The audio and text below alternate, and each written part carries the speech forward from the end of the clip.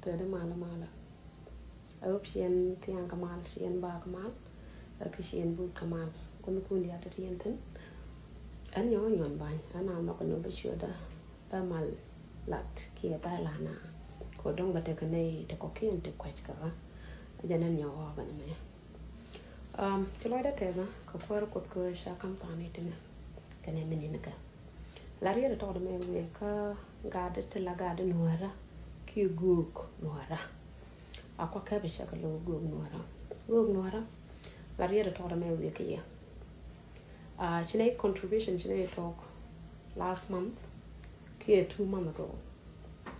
ku queen e konta te ka buru be ki matar ne tin chadak gunni to gol ramala kwantar so teda lawo na kiye alu tele shoot kunta nana kana dia le te contribution no de ne toni de ka lok ko gwe je no shoot kun de conteniam de ne ta tona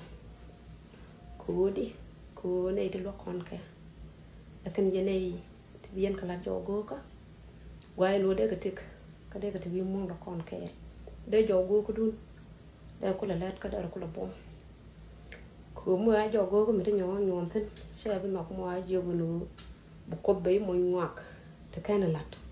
chen bo nyu dol ko ko ke mi che jana mo jogo ko na mo bo nyu dol ko mi ko go che lar no bran mit jak a chi le da kon pan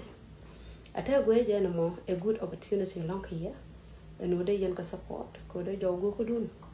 tin ku yen ka la bu pa na kan yen ke de kan kullat ko kanetin ngaf ke ka kanetin ku blip we ka gade te la gade nuara ki guk nuara akwa ka be shaka lo guk nuara la riera to me we ke ya chine contribution chine talk last month ki 2 months ago ku queen e konta te ka buru be ki matar ne tin chadak gunni to gol ramala kwantar so teda lawo na kiye alu tele shoot kunta nana kana dia le te contribution no de ne toni de ka lok ko gwe je no shoot kun de conteniam de ne ta tona ko ne te lokon ka akan je ne te bien kala jogo ka way no de ka tik ka de ka te bi mo kon ka de jogo ko dun de ko la lat ka da ko la bom ko mo a jogo ko mi te nyon tin che bi ma ko mo a jogo no